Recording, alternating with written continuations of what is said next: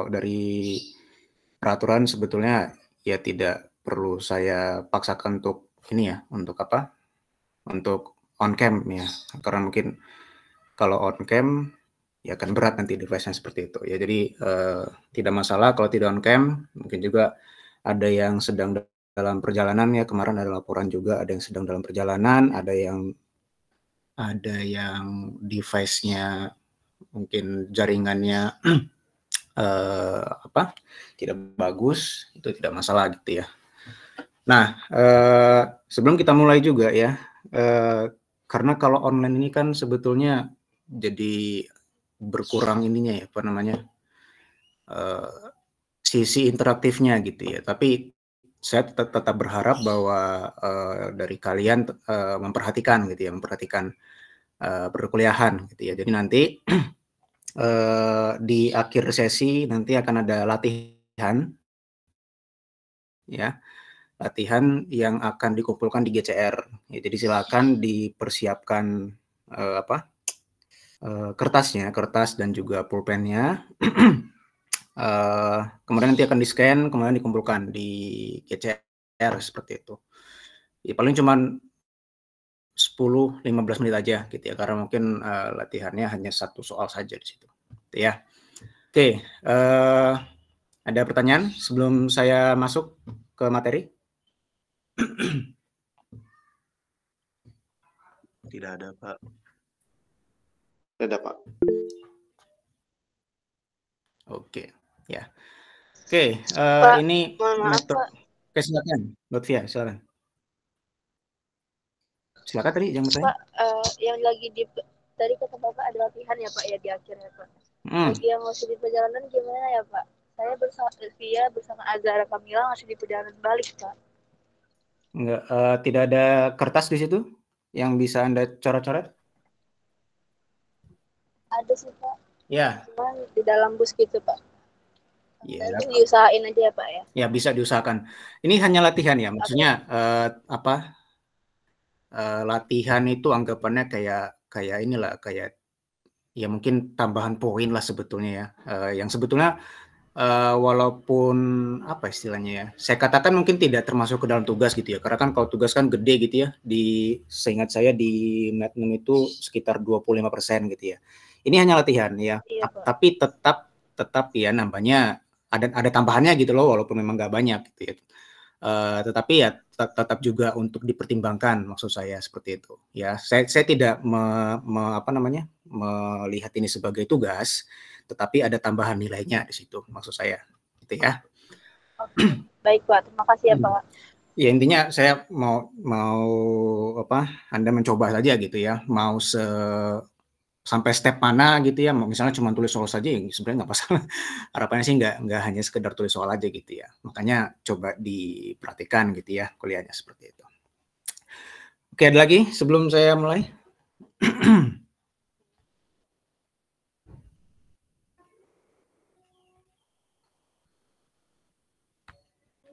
Oke, kita langsung mulai saja kalau gitu ya. Jadi ini minggu ke-10 ya, saya kurang tahu mungkin dari Pak Syam, dari Bu Ira atau Pak Fajri sudah menjelaskan gitu ya, bahwa sebetulnya metode numerik ini dibagi jadi jadi 2 bagian ya. Anda sudah mempelajari yang di sebelum minggu ke-10 ini teknik-teknik yang terkait dengan aljabar ya. Sistem persamaan linier, kemudian Gauss, kemudian Jacobi misalnya, atau apalagi Eigen ya, nilai-nilai metode pangkat gitu ya. Sebelum minggu ke-10 itu terkait dengan aljabar ya, sama interpolasi lah di minggu ke-9. Nah, mulai di minggu ke-10 ini kita akan coba mempelajari metode-metode numerik ya. Saya harap Anda memahami ya bedanya metode numerik sama metode direct gitu ya, langsung. Minggu ke-10 akan sampai dengan minggu ke-15 nanti akan masuk ke metode-metode yang hubungannya dengan kalkulus. Ya, Anda sudah dapat kalkulus di matematika dasar, ada turunan, ada integral, ya. Nah itu semuanya akan kita cover di situ ya. Nah termasuk nanti di minggu terakhir itu ya, kita akan bahas terkait dengan persamaan diferensial. Ya, seingat saya Anda juga dapat ya persamaan diferensial ya.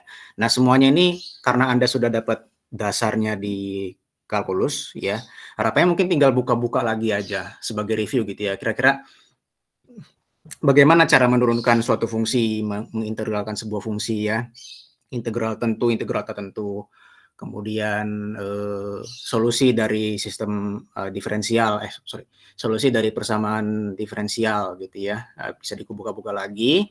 Karena untuk minggu ini sampai seterusnya kita masuk ke solusi numerik ya, yang bedakan antara yang sekarang dengan yang sudah sebelumnya. Kalau yang sebelumnya itu solusi eksak ya, solusi eksak. Kalau sekarang solusi numerik gitu ya. Oke, ini hampiran turunan ya, minggu 10. Outline-nya itu kita coba review dulu apa sih turunan itu. Kemudian nanti kita bawa ke yang namanya ekspansi Taylor. Ya, nanti dari ekspansi Taylor ini akan kita sederhanakan menjadi istilahnya formula ya, formula untuk hampiran turunan berdasarkan beda maju, beda mundur, sama beda pusat seperti itu. Ya, oke, kita coba review dulu terkait dengan definisi turunan ya. Yang saya harap sebetulnya sudah dapat lah ya. Kalau kita mereview terkait dengan turunan, pasti ada hubungannya dengan limit. Ya, ada hubungannya dengan limit. Turunan dari suatu fungsi fx ya, dan ini kita coba spesifikkan.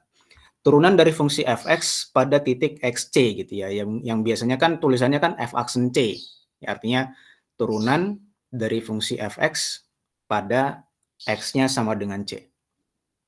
Nah, ini akan didefinisikan sebagai f aksen c sama dengan limit h mendekati 0, di mana yang akan dihitung di sini adalah fc plus h dikurangi fc dibagi dengan h. Ya. Nah, di sini yang mau kita lihat gitu ya, bahwa yang menjadi fokus di sini adalah hanya menuju 0 ya.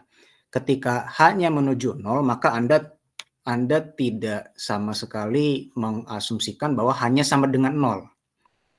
Ya, mendekati 0 itu bukan berarti hanya sama dengan 0 gitu ya. Anda bisa asumsikan hanya sama dengan 0,001 atau 10 pangkat min 30 misalnya. Ya, itu mendekati 0 itu. Ya, tetapi jangan disamakan dengan 0. Karena kalau sama dengan 0, ya ini kan akan hanya menjadi 0 nih. Pembagian sama 0 itu ya tidak ada definisinya gitu ya. 1 bagi 0 tuh tidak terdefinisi gitu ya. 5 bagi 0 tidak terdefinisi gitu ya, seperti itu. Oke ya. Nah, dari konsep ini ya, dari konsep limit inilah yang mau kita bawa ke hampiran turunan, di mana sebetulnya kita bisa memilih nilai H yang kecil ya. Anda bisa pilih nilai H yang kecil supaya f aksen C ini merupakan suatu hampiran. Saya ulangi ya. Kita akan memilih nilai H yang kecil supaya nilai f aksen C merupakan suatu hampiran gitu. Nah, saya coba berikan contoh di sini.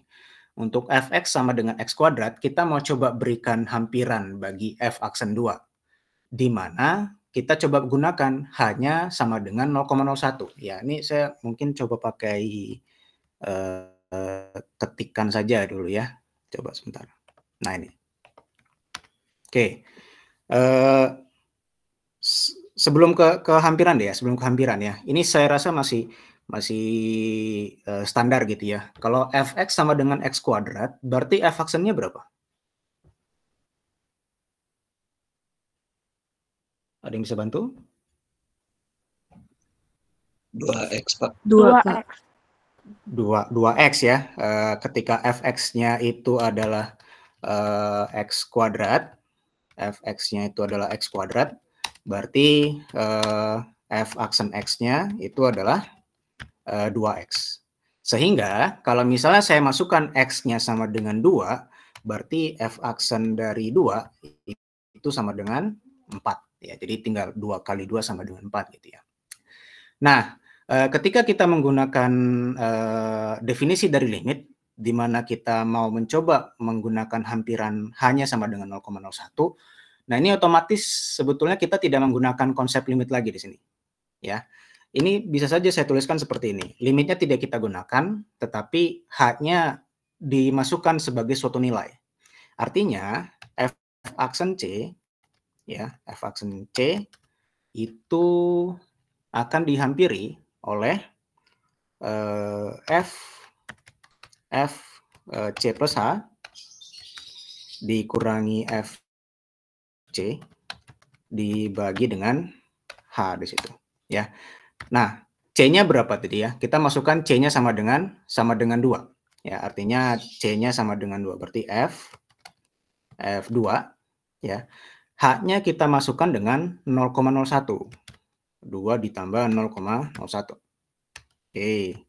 Kemudian dikurangi dengan F, C-nya itu sama dengan 2. Ya, C-nya itu 2 dibagi dengan H-nya adalah 0,01. Itu ya. Ini F2,01 itu berapa ya?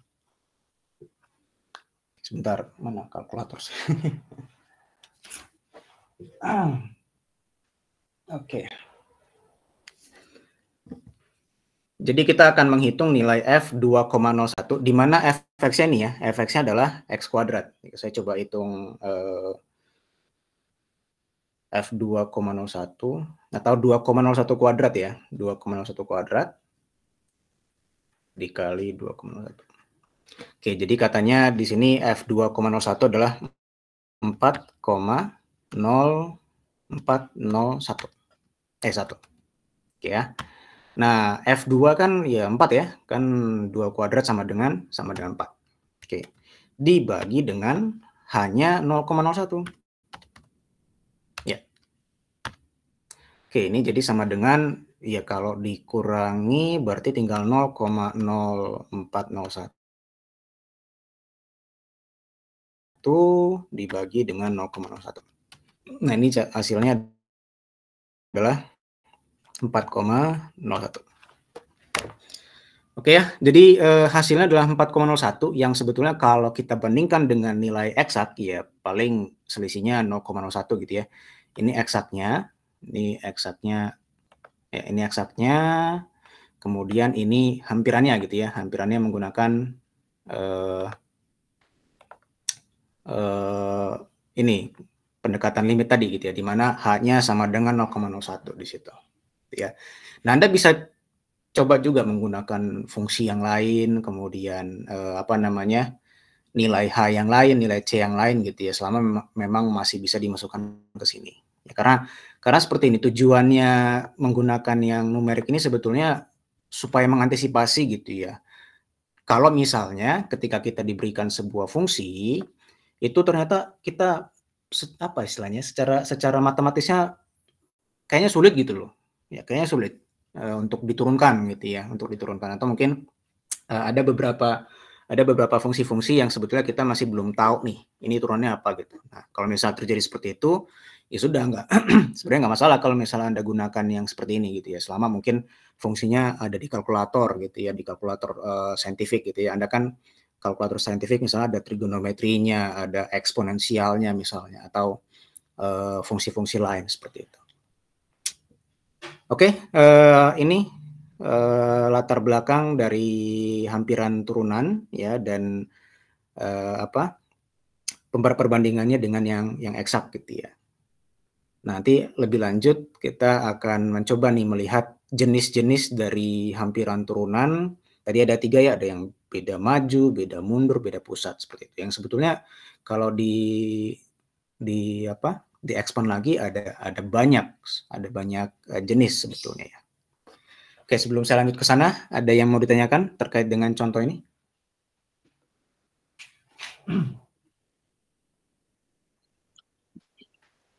Lanjut, Pak. Oke. Kita coba lanjut. Oke.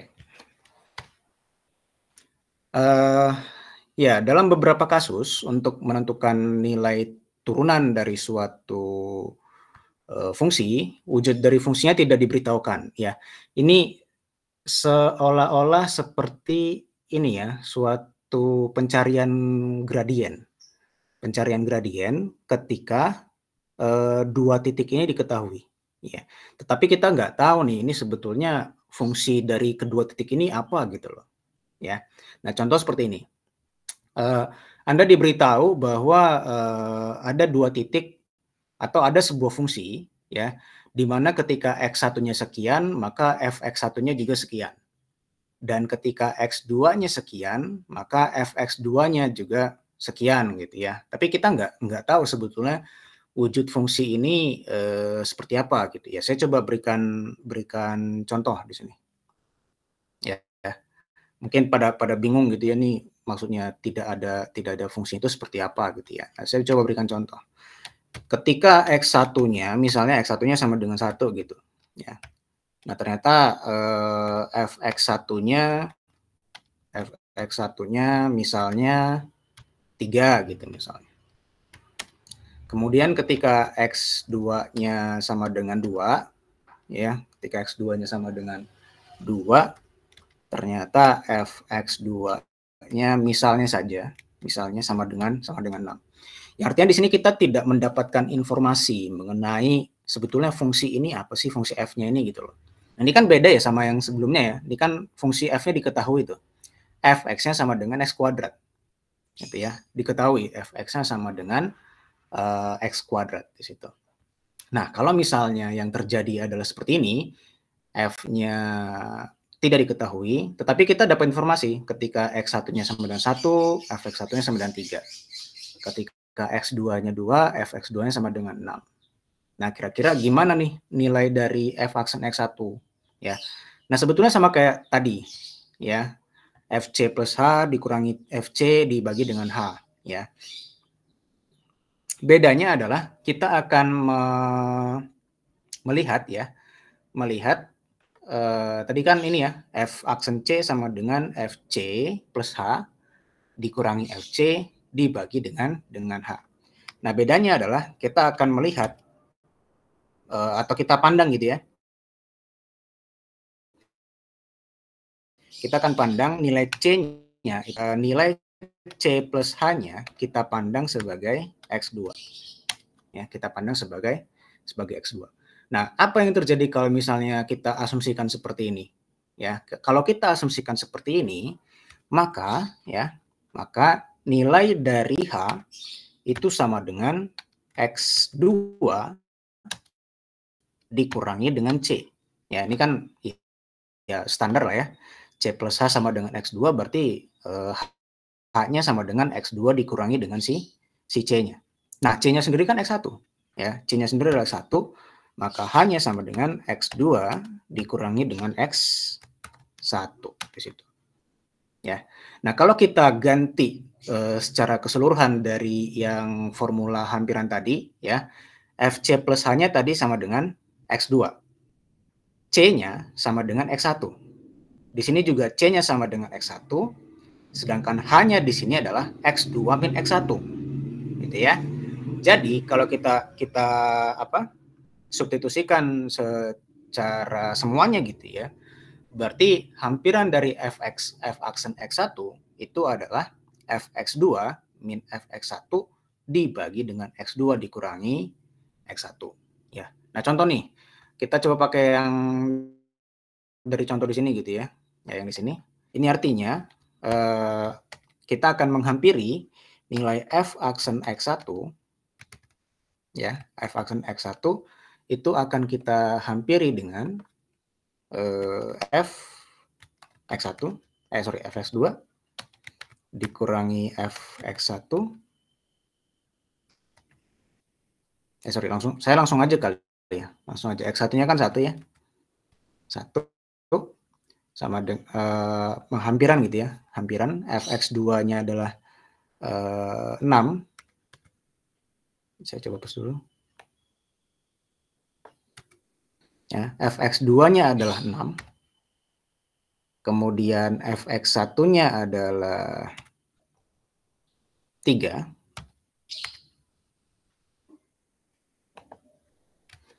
Dibagi dengan X2-nya adalah 2, X1-nya adalah 1. Jadi ya kurang lebih ini akan sama dengan 3 bagi 1. Oke, jadi hampiran dari F aksen 1-nya sama dengan 3 gitu ya. Sorry, nilai dari F aksen 1-nya hampirannya adalah 3 di situ. Ya. Nah, tapi seperti ini ya, catatannya adalah ya atau logisnya gitu ya.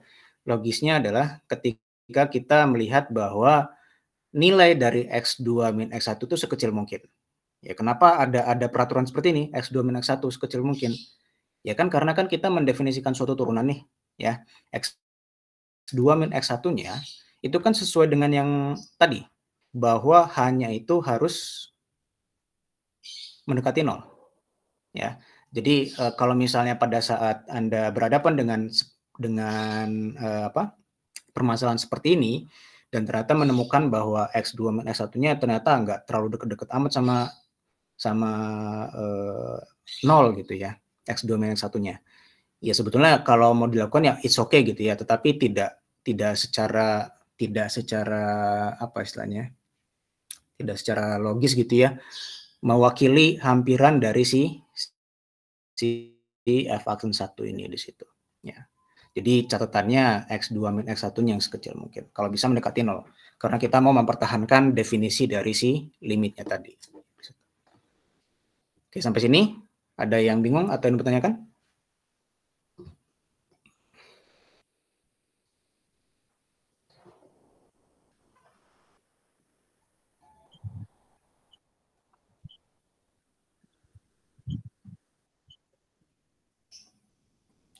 Silakan jika ada yang masih bingung gitu ya atau apa yang mau ditanyakan gitu ya.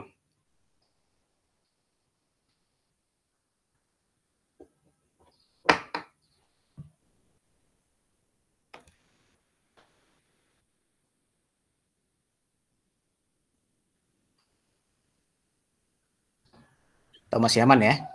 Masih aman, Pak. Masih aman, oke. Oke, nah ini sudah mulai sudah mulai ini ya, sudah mulai kompleks ya. Nah sebetulnya kalau bisa dikatakan definisi dari turunan ya secara apa istilahnya, secara kompleksnya gitu ya, itu berdasarkan ekspansi Taylor. Karena kalau sudah berbicara dengan ekspansi Taylor, yang di cover ya, yang di cover itu tidak hanya turunan pangkat 1. Maksudnya turunan pangkat 1 itu artinya turunannya sebanyak 1 kali ya. Tetapi di cover juga turunannya sebanyak 2 kali, turunan sebanyak 3 kali dan seterusnya. Gitu ya. Nah, ini kalau Anda mungkin tertarik gitu ya, Anda bisa mencari referensi lagi terkait dengan ekspansi Taylor ya. Nah, tetapi yang mau saya coba katakan di sini adalah rumus dari ekspansi Taylor-nya kurang lebih seperti ini ya. Ada pemanfaatan terkait dengan turunan pertama, turunan kedua, turunan ketiga ya. Kemudian di sini ada faktorial ya, faktorial. Kemudian di sini ada perkalian antara yang turunan tadi terhadap X min A pangkat sejumlah turunannya ya. Kalau misalnya di sini turunannya cuma sekali, berarti X min A-nya juga sekali. Ketika turunannya 2 kali, berarti X min A-nya juga pangkat 2. Yang memberikan Anda mungkin sedikit intuisi gitu ya, bahwa kalau misalnya di sini turunannya N kali, berarti X min A-nya juga pangkat N di situ. Ya. Jadi ekspansi Taylor dari fungsi fungsi fx di sekitar x sama dengan a, ya. Nah, dengan ekspansi Taylor seperti ini, Anda bisa mensubstitusi, ya, mensubstitusi. Karena tadi kan sebetulnya pada saat yang sebelumnya Anda menggunakan x1 sama x2. Ya. Ya sudah, kita coba bawa juga nih x1 sama x2-nya ke ekspansi Taylor tadi. Di mana X2-nya kita coba samakan dengan X, sedangkan A-nya sama dengan X1. Ya. Jadi kalau misalnya saja ya, kalau misalnya X-nya ini sama dengan X2, kemudian A-nya ini sama dengan X1, ya berarti secara keseluruhan bisa kita ganti dong. Ya, bisa kita ganti semua variabelnya berdasarkan rumus ekspansi Taylor ini. Ya. Nah, tapi tadi kan X2 sama X1 gitu ya. Nah, jadi kalau misalnya diganti, ya, misalnya saja diganti, ya. Jadi maksud saya itu digantinya adalah X-nya diganti dengan X2 gitu ya, Fx2 sama dengan Fx1 ya. Artinya semua nilai A-nya itu diganti dengan X1, sementara semua nilai X-nya diganti dengan X2 di situ. Ya. Ini seterusnya gitu ya. Ditambah dengan F aksen X1 dikali dengan X2 min X1. Dan seterusnya gitu ya. Nah, tetapi supaya memberikan kesan umum gitu ya, secara umum ya. Kita tidak hanya menggunakan X2 sama X1, tetapi bisa menggunakan penggantian ketika X-nya sama dengan XI plus 1 dan A-nya sama dengan XI di sini. Ya. Nah, mungkin saya coba jelaskan seperti ini gitu ya, karena mungkin sedikit bingung ya. Nah, ini kan rumus aslinya ya, rumus ekspansi Taylor-nya yang lengkap gitu ya. Makanya di sini saya tuliskan sampai ada titik-titik karena memang bekerjanya sampai terus-terusan. Sampai turunan keempat, turunan kelima, turunan keenam, sampai dengan seterusnya sampai tahingga di situ. Ya. Nah, ketika ada penjelasan mengenai ekspansi Taylor, ya, ekspansi Taylor hingga orde 0, mohon perhatikan semuanya. Mohon perhatikan semua. Ini ekspansi Taylor sampai tahingga. Ketika ada penjelasan bahwa ekspansi Taylor hingga orde 0, maka Anda hanya mengambil yang bagian ininya saja. Ya, 0 di sini. Artinya X min A-nya pangkat 0 di situ. Kalau X min A pangkat 0 kan jadi 1 ya. Jadi 1. Jadi ambil FA-nya saja. Ya, karena kebetulan kita punya X-nya adalah XI plus 1, A-nya adalah XI, berarti Fxi plus 1-nya dihampiri oleh Fxi saja. Akan tetapi, kalau misalnya ekspansi Taylor-nya itu diambil hingga orde 1, berarti kita ngambilnya dari Fa sampai dengan X min A ini saja. Potong di sini. Potong di sini. Berarti nilai Fx akan dihampiri oleh Fa ditambah F aksen A dikalikan X min 2. Ya. Hampiri, dihampiri, hampiran gitu ya. Karena ini kan sama dengan nih, ya, sama dengan. Nah, kalau hanya hampirannya berarti ada yang harus dipotong di situ. Itu ya. Jadi, kalau misalnya kita punya orde 1, kita cukup sampai yang di X min A-nya saja. Nah, kemudian sama kayak tadi, X-nya diganti dengan XI plus 1, A-nya diganti dengan si XI di sini. Itu ya. Nah,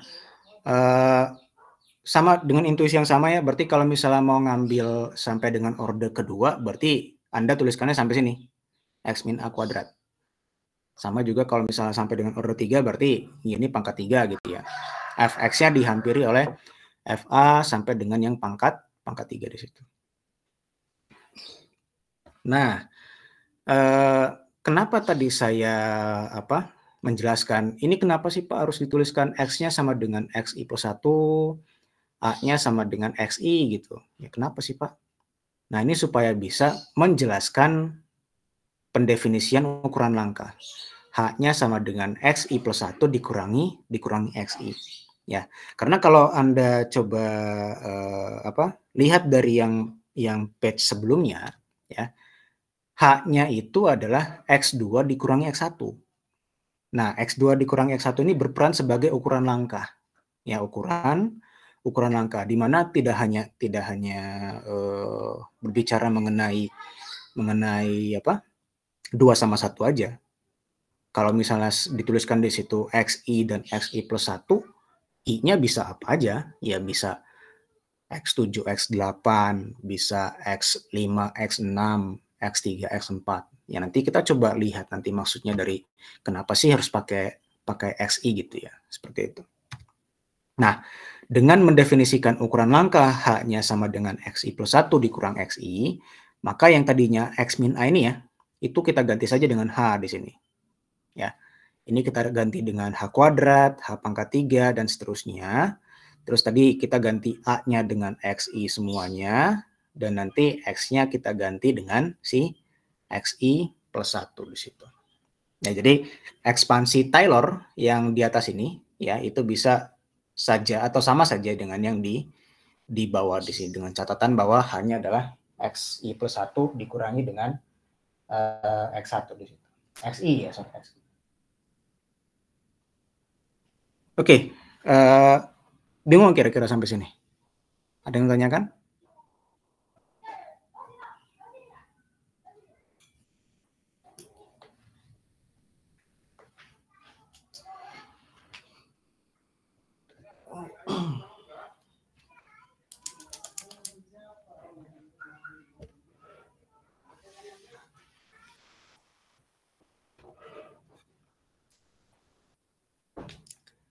Ada yang mau ditanyakan sampai sini?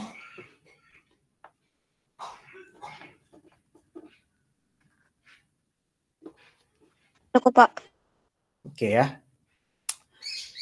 Ini sebetulnya ya memang dari segi matematis kompleks gitu ya, karena kita hanya mengambil ordernya saja sebetulnya, mengambil ordernya. Ya, saya mungkin tidak bisa secara ujuk-ujuk langsung ini order 0, order 1 tanpa menjelaskan ekspansi Taylor-nya dulu gitu. Jadi harus tahu dulu ekspansi Taylor-nya seperti apa gitu ya. Nah, baru kita bisa berangkat ke pengambilan order 0, order 1, order 2 dan sebagainya. Ya, walaupun sebetulnya yang dipakai di sini kebanyakan order 1 ya, order 1 dan order 2. Ya, seperti itu. Oke, nah makanya Anda bisa lihat di sini ya, dari ekspansi Taylor sebelumnya, ya, ini seperti ini ya, tadi yang di bawah tadi ya. Kemudian kalau misalnya kita punya ekspansi Taylor sampai dengan order ke-1, berarti kita potong di sini nih. Ya, artinya nilai fxi plus 1 itu akan dihampiri oleh fxi ditambah dengan f aksen xi h saja di situ. Ya, ini nih yang di sini. Fxi plus 1 akan dihampiri oleh Fxi ditambah F aksen Xi H di situ. Ya. Nah, ini kalau misalnya kita lakukan apa istilahnya? Kita lakukan manipulasi aljabar gitu ya, dengan menyisakan F aksen Xi-nya. Ini berarti nilai F aksen Xi itu akan dihampiri oleh Fxi plus 1 dikurangi Fxi dibagi dengan H ya. Gimana cara dapetin ini Pak? Ya. Nah, ini kan Fxi-nya kan bisa pindah ke kiri nih jadi minus Fxi. Kemudian tinggal sisa ini toh, ya kan? Sisa ini. Berarti nilai F aksen Xi itu dihampiri oleh Fxi plus 1 dikurangi Fxi dibagi dengan si H-nya di situ. Ya. Ini hampiran ya. Ini akan berubah jadi sama dengan jika ada embel-embel tambahan di sini. Ini namanya OH ya. OH itu artinya suatu polinomial di mana variabelnya adalah H. Ya, itu saya tuliskan seperti itu saja. Sebetulnya sih lebih kepada penjelasan detailnya gitu ya. Tapi yang mau diambil di sini hanya yang bagian ininya aja. Bahwa F aksen Xi-nya itu dapat dihampiri oleh Fxi plus 1 dikurangi Fxi dibagi dengan H di situ. Ya. Nah, ini akan disebut sebagai hampiran beda maju. Ya. Karena nanti akan ada hampiran beda mundur, ada hampiran beda pusat di situ ya. Oke. Sampai sini dapat kira-kira?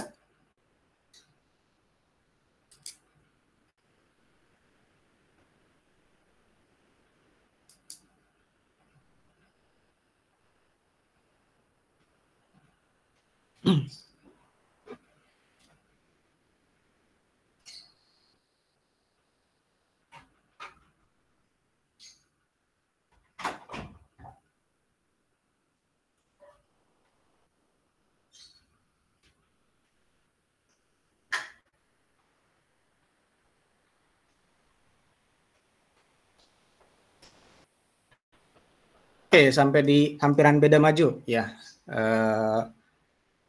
Ada yang tanyakan nggak?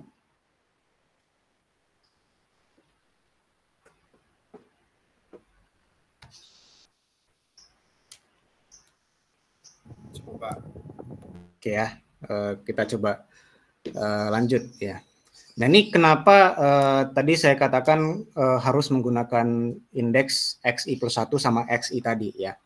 Sebetulnya supaya bisa menjelaskan juga tuh terkait dengan kalau misalnya ada XI plus 1 sama XI, gimana dengan XI min 1? Ya ada dong, karena kan I-nya kan merupakan suatu indeks gitu ya, suatu indeks yang sebetulnya bisa berubah-ubah nilainya gitu. Ya. Nah, ini didefinisikan sebagai beda mundur, di mana ada nilai dari XI yang bisa diubah menjadi XI min 1. Ya. Nah, kita coba pakai yang seperti ini ya. Tadi kan pada saat kita ke ekspansi Taylor yang biasa, X-nya ini diganti dengan XI plus 1. A-nya diganti dengan XI. Ya. Nah, bagaimana kalau misalnya X-nya diganti dengan XI min 1, sementara A-nya tetap XI di situ. Bagaimana bentuknya gitu ya. Kalau misalnya X-nya diganti dengan XI min 1, ya, berarti XI min 1 dikurangi XI. Kira-kira berapa nilainya? Ada yang bisa dapat nggak kira-kira? XI min 1 dikurangi XI itu berapa sih?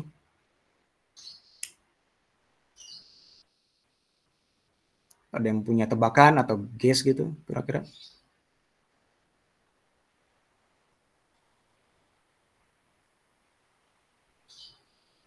Nah ini hint. Ada yang mau jawab tadi? Buat kira-kira dari Fxi min 1 dikurang Fx itu kurang lebih minus ya Pak? Minus ya. Ini ya kurang lebih minus gitu ya. Tapi kita coba lihat nih. Ini adalah hintnya ya. Kalau misalnya XI plus 1 dikurangi XI itu sama dengan H, ya, berarti nilai dari XI min 1 dikurangi XI itu akan sama dengan min H. Ya, anggapannya seperti ini deh. Anggapannya seperti ini. Saya coba tuliskan ya. Karena biasanya saya pakai papan tulis, gitu, tapi nggak masalah. Nah, kalau misalnya hanya sama dengan XI plus 1 dikurangi XI, berarti kalau misalnya saya balik gitu ya, bolak-balik ya, balikkan tandanya gitu ya, berarti min H itu akan sama dengan XI dikurangi dengan XI plus 1. Betul nggak? Nah, ini seperti ini. Ya. Min H sama dengan XI dikurangi X plus 1. Ini cuma dikali minus aja yang di sini. Ya. Nah, kalau misalnya I-nya ini saya ganti dengan I min 1, berarti I plus 1 jadi I dong. Atau kecepatan nggak saya? Saya ulangi lagi ya. Kalau I-nya jadi I min 1, ya yang di sini, berarti I plus 1 akan jadi I. Gitu ya. Jadi ini sama saja seperti saya tuliskan bahwa min H itu adalah XI min 1 dikurangi dengan XI. Nah itu. Ya, karena anggapannya seperti tadi. Ketika I-nya itu I min 1, berarti I plus 1-nya menjadi I. Ya. Nah nilai dari XI min 1 dikurangi XI itu akan sama dengan min H. Ya. Nah, jadi di sini nilainya min H ini di sini. Ini min H, ini min H, ini min H, dan seterusnya sampai tak hingga gitu. Ya. Nah, coba perhatikan tadi min H, min H, min H gitu ya. Nah, kalau min H pangkat ganjil ya, pangkat 1, pangkat 3, pangkat 5, hasilnya apa kira-kira?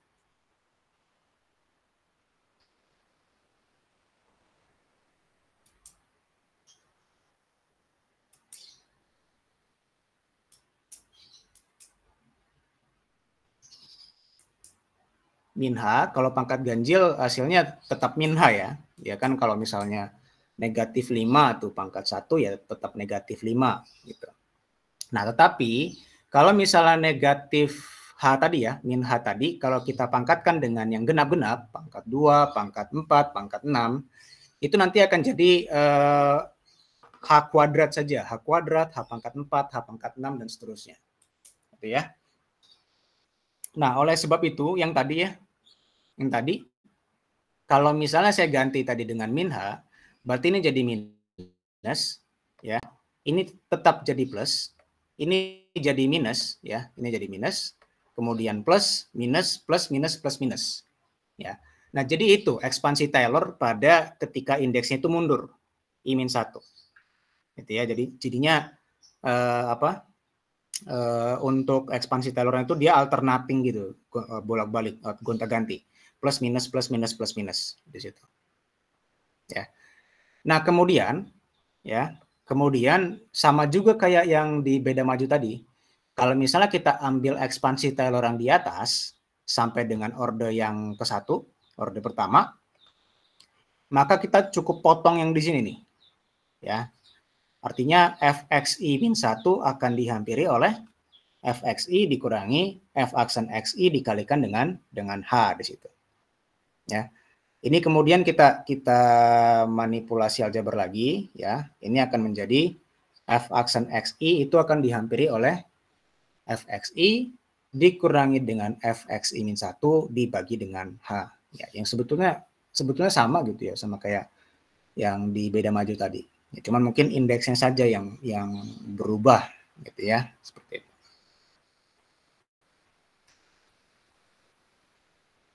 Oke, sebelum saya lanjut, ya, kalau misalnya bingung, ada yang bertanyakan nggak? Kira-kira?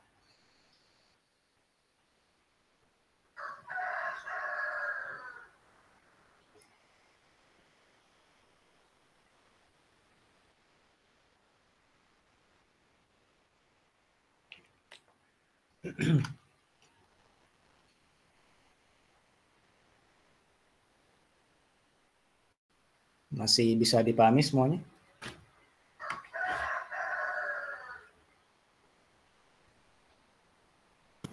Masih, Bapak. Ya, kalau masih bisa dipahami ya. Jadi sudah beda maju, beda mundur, artinya sudah bisa memberikan hampiran dalam dua jenis, gitu ya. Hanya saja mungkin nanti kita coba lihat lah bagaimana contohnya untuk masing-masing gitu ya. Oke, sekarang ke beda pusat, ya. Nah, beda pusat ini lebih tricky sebetulnya, ya, lebih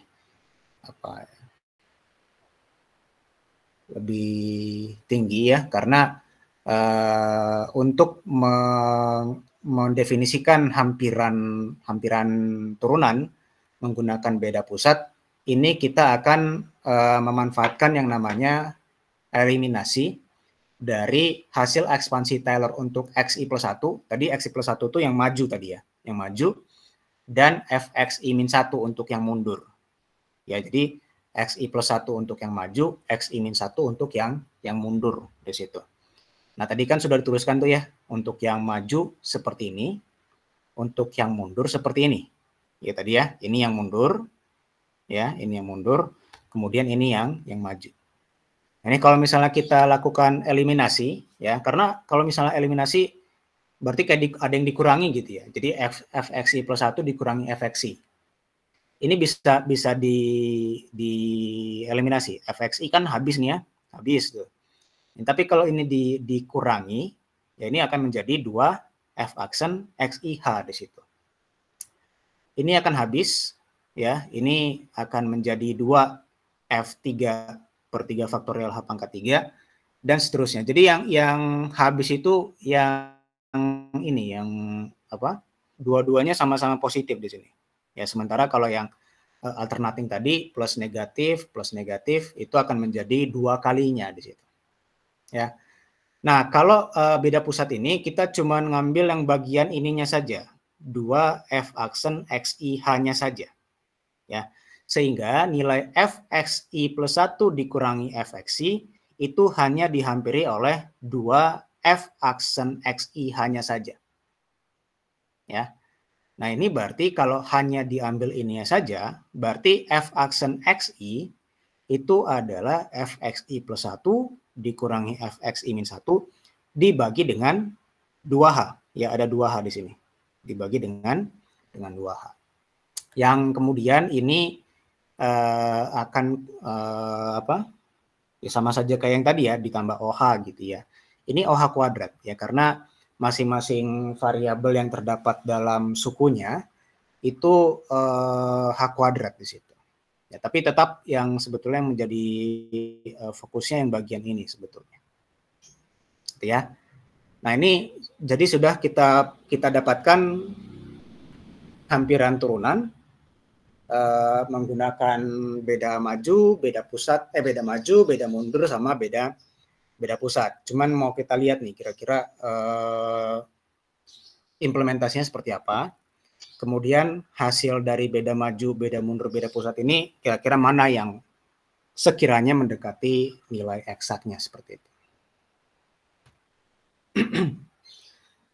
Oke, kita coba ke ilustrasinya ya. Kita coba ke ilustrasinya sedikit. Oke, anggapannya di sini ini kelihatan nggak ya kurva yang ini ya? Kelihatan ya. Anggapannya di sini ada kurva fx yang warna putih ini, ya, yang warna putih ini. Ini adalah kurva fx yang warna putih di situ. Nah, kemudian kita mau coba cari turunan dari fx ketika x-nya sama dengan xi di sini. Ya, ketika x-nya sama dengan xi. Nah, Anda masih ingat ya kalau di matematika dasar bahwa turunan dari fungsi fx ketika x-nya sama dengan xi itu sama aja kayak mencari gradien ya, mencari gradien. Berarti gradiennya yang warna merah ini itu adalah nilai dari f aksen si xi-nya. Ya, f aksen si xi-nya di situ. Nah, sekarang kita coba lihat dari yang beda maju dulu ya.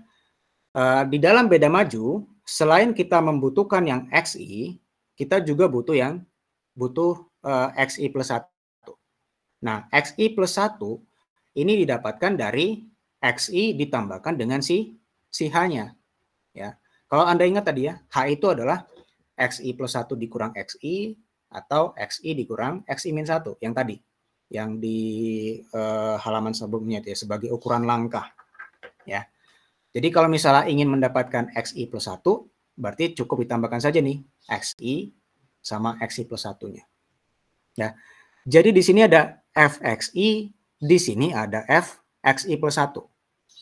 Nah, Anda bisa lihat garis yang berwarna oranye ini, ya, garis yang berwarna oranye ini adalah gradien garis, ya, gradien garis, di mana merupakan hampiran dari si f aksen xi. Gitu ya. Sementara kalau dia beda mundur, berarti xi-nya akan dikurangi dengan si h.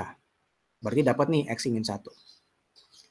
Ini fxi min 1, ini fxi, yang kalau misalnya saya tarik garis kuning di sini, ya, garis kuning, ini adalah gradien yang berdasarkan xi dan xi min 1. Ini adalah hampiran juga dari f aksen si xi. Gitu ya.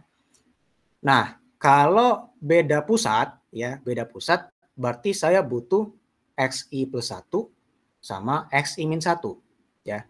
Dari dua titik ini, yang saya hubungkan dengan garis putih ini, berarti gradien garis putih inilah yang merupakan hampiran dari f aksen xi ini di sini. Ya. Nah, itu ilustrasinya ya, ada beda maju yang digambarkan dengan garis oranye, beda mundur dengan garis kuning, beda pusat dengan garis putih. Ya. Nah, pertanyaannya, ya.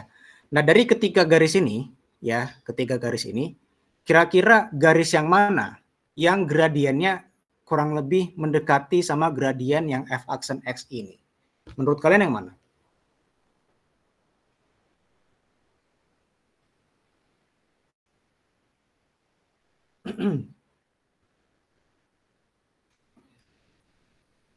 Kira-kira yang mana? Yang garis kuning, garis oranye, atau garis putih nih yang gradiennya mirip-mirip sama f aksen XI?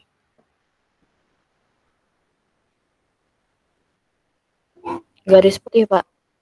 Garis putih ya, garis putih di sini yang kira-kira mirip-mirip ya, kira-kira mirip sama si f aksen XI. Karena ya kalau mirip ya, gradiennya mirip, atau Anda kan pelajari ya di Matdas juga ya, kalau gradien suatu dua garis itu mirip atau sama, itu kan dikatakan kayak sejajar gitu ya, sejajar artinya garisnya gitu.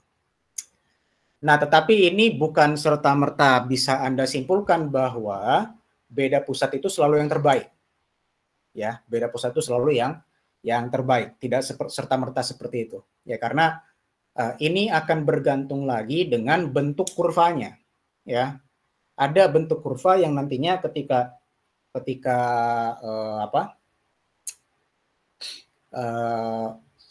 suatu kasus gitu ya, di suatu kasus ternyata beda pusat itu enggak lebih mirip dengan yang si garis merah ini gitu, malah justru yang beda maju atau beda mundurnya gitu ya. Ini hanya satu contoh kasus saja gitu yang melihat bahwa ternyata ini beda pusatnya yang lebih baik ketimbang beda maju sama beda mundur di situ. Oke, sampai di sini ada yang mau ditanyakan nggak? Kira-kira.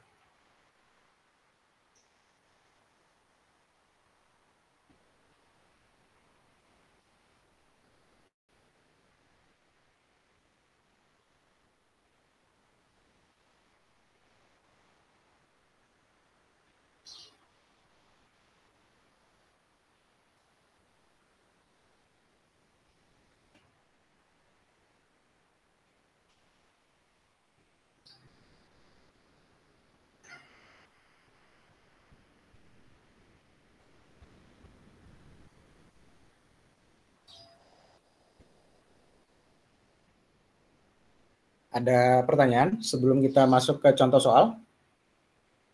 Tidak ada, Pak. Tidak ada ya. Oke, saya coba buat contoh soal ya.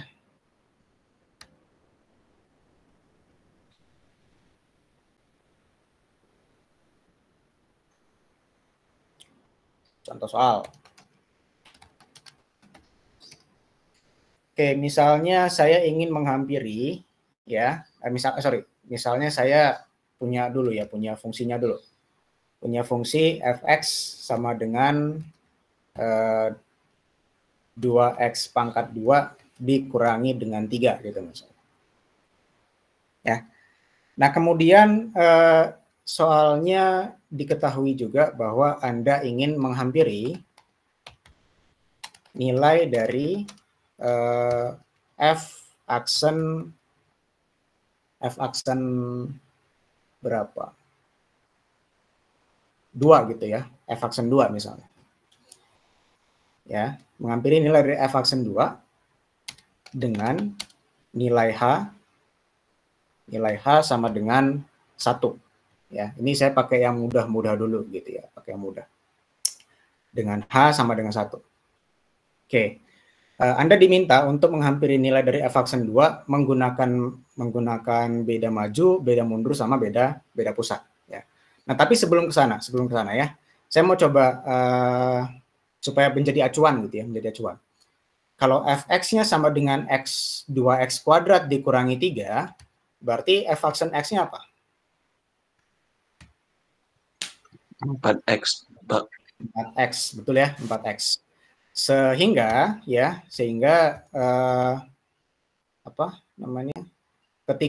ketika x yang sama dengan 2, berarti f aksen 2 itu sama dengan 8.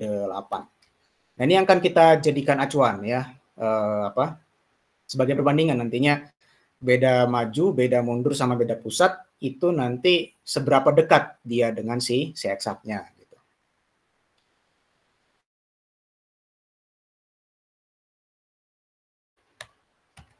Ya, beda maju kita coba lihat bahwa yang kita butuhkan adalah xi-nya dulu. Xi-nya itu adalah 2 tadi ya. X-nya 2 karena kita mau menghampiri nilai dari si 2 di situ. F aksen 2. Nah, selain XI, beda maju juga membutuhkan yang namanya XI plus 1. XI plus 1. Nah, bagaimana cara mendapatkan XI plus 1? Nah, karena kita sudah mendapatkan informasi bahwa XI-nya sama dengan 2 dan H-nya sama dengan 1, berarti apa? Berarti XI plus 1-nya adalah XI ditambah dengan H. Ya, XI-nya itu adalah 2, H-nya sama dengan 1. Jadi sama dengan 3. Nah, kemudian baru kita bisa memberikan solusi hampiran turunan dari F aksen si XI. Ya. F aksen XI ini sama dengan kalau nanti Anda tuliskan di ujian ya, yang dituliskan di ujian itu hampiran ya, seperti ini. Ya, bukan sama dengan. Karena kalau sama dengan justru nanti malah pakai yang ekspansi Taylor di situ. Ketika Anda tuliskan F aksen XI ini tidak boleh menggunakan sama dengan, tetapi menggunakan hampiran di situ. Ya. Ini akan sama dengan akan dihampiri oleh Fx I plus 1.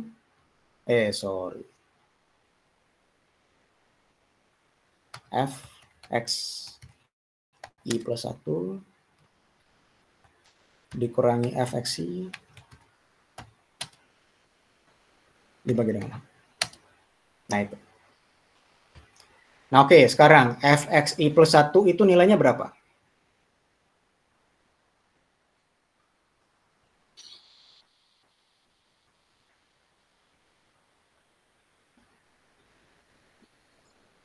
Kita bisa lihat nih. 3 ya, 3. Ya, Xi plus 1, 3 nih ya.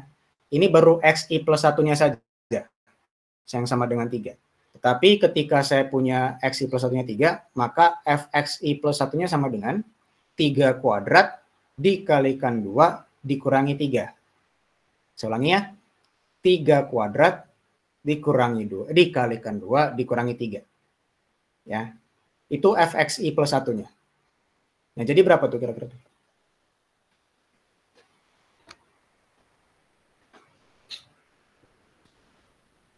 15, Pak. 15. Good. Oke, 15 ya, Fxi plus 1. Oke, sekarang Xi-nya kan 2. Fxi-nya berapa?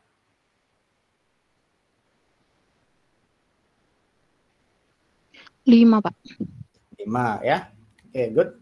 Dibagi dengan H-nya. H-nya adalah 1 ya. 1. Jadi ini akan sama dengan 10 ya, 10. Ini kalau kita bandingkan dengan yang eksaknya ya, mungkin bedanya kalau beda 2 ya agak jauh gitu ya. Tapi kita coba lihat dari beda mundur dan beda pusatnya seperti itu. Oke, sekarang ke beda mundur. Beda mundur. Ya. Beda mundur kita akan tetap menggunakan Xi. Xi-nya sama dengan 2. Nah, tapi yang kita gunakan selanjutnya adalah Xi min 1 ya. Xi min 1. Nah, Xi min 1 sama dengan apa? Xi dikurangi dengan H. Ya. Karena sama kayak tadi gitu ya. Ukuran langkah dari situ. Xi-nya sama dengan 2, H-nya sama dengan 1, berarti Xi min 1-nya sama dengan 1 juga. 2 dikurangi 1 di situ. Ya. Oke. Jadi nanti nilai dari F aksen Xi berdasarkan beda mundur itu akan dihampiri oleh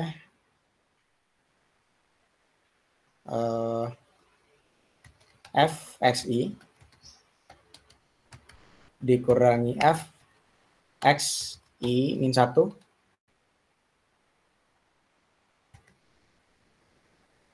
dibagi dengan H. Oke.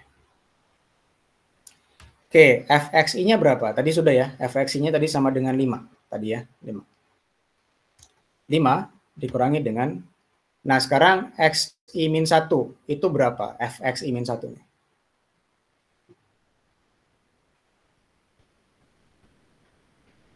Min 1, Pak.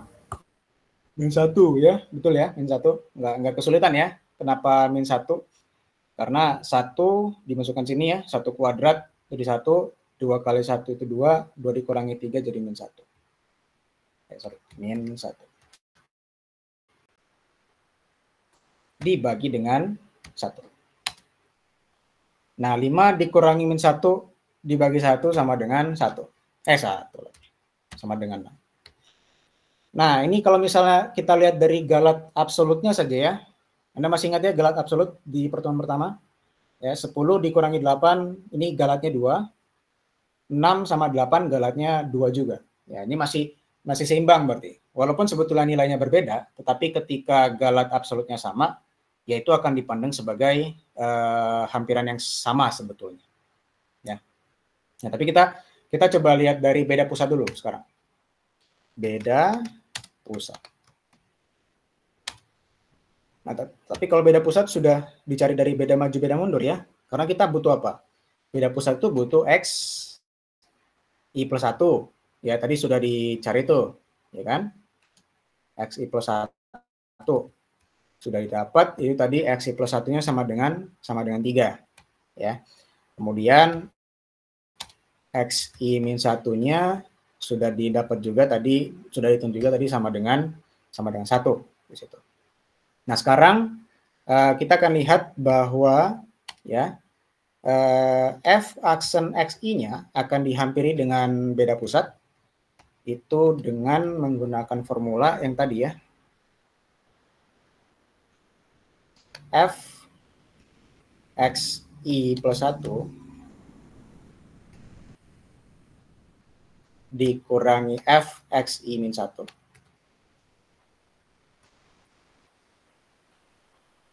dibagi dengan, nah ini beda ya, beda pakai yang apa, 2H beda pusat tadi ya. Nah sekarang ini fxi plus 1 tadi sudah ya, fxi plus 1 tadi itu 15 ya, 15 tadi dikurangi dengan fxi min 1 tadi sama dengan min 1, tadi sudah dicari ya, min 1 dibagi dengan 2 kali H, H-nya kan 1 ya, jadi dibagi 2 aja langsung. Nah, ini kan berarti hasilnya adalah 8 ya. Anda bisa lihat tuh sebetulnya tuh, bahwa beda pusat di sini kebetulan ya, ini hanya kebetulan saja. Jangan Anda simpulkan lagi kayak tadi. Anda simpulkan bahwa beda pusat selalu yang terbaik. Ini kebetulan saja bahwa dia menghasilkan galat yang sama dengan 0. Sehingga dalam kasus ini, dalam kasus 2x kuadrat min 3 ini, beda pusat memberikan hampiran yang paling baik, yang lebih baik dibandingkan dengan beda maju dan beda mundur di situ. Oke, itu ya. Implementasi ilustrasi ya dari beda maju, beda mundur dan beda pusat di sini ya. Beda maju, beda mundur sama-sama memberikan galat absolutnya 2, tetapi beda pusat memberikan galat absolutnya 0 ya, artinya sama dengan eksaknya di situ. Oke, ada pertanyaan sampai di sini? Silakan.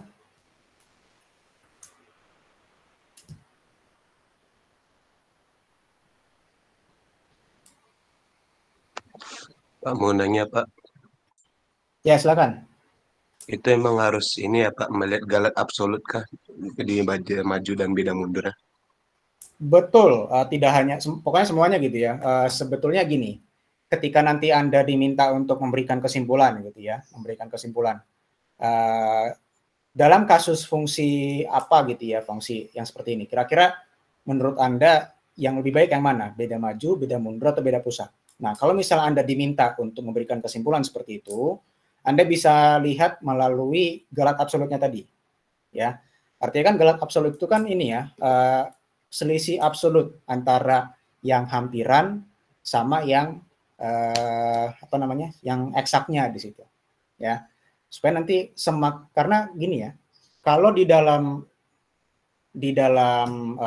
metode numerik, bahkan nanti pada saat Anda di mata kuliah yang lebih lanjut kayak machine learning atau deep learning gitu ya, semakin galatnya kecil, ya, itu akan semakin baik modelnya. Semakin galatnya kecil, maka metodenya akan semakin baik kesimpulannya, ya. Karena metode dengan galat yang paling kecil atau bahkan galat absolutnya yang 0 gitu ya, itu akan memberikan kita kesimpulan bahwa oh ini metode ini baik gitu ya. Cukup baik gitu ya, baik berdasarkan metode di situ. Ya. Ini hanya gambarannya saja ya secara kasar bahwa metode ini lebih baik berdasarkan galat gitu. Tapi walaupun nanti pada saat Anda masuk lagi ke materi mata kuliah yang selanjutnya ada berbagai pertimbangan lain gitu ya yang bisa memberikan Anda kesimpulan bahwa model mana yang baik, metode mana yang baik di situ. Ya, jadi galat absolut itu salah satu cara untuk melihat metode yang baik dari pilihan-pilihan yang ada di situ ya. Oke, yang lain silakan.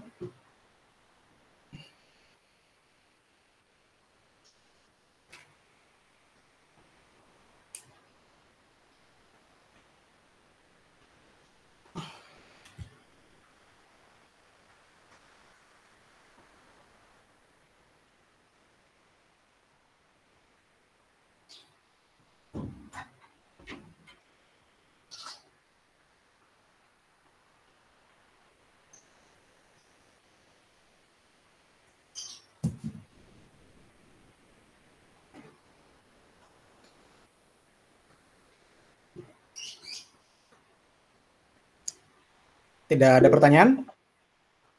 Mungkin bisa langsung ditanyakan saja ya. Ini karena saya nggak ngeliat siapa yang raise ini.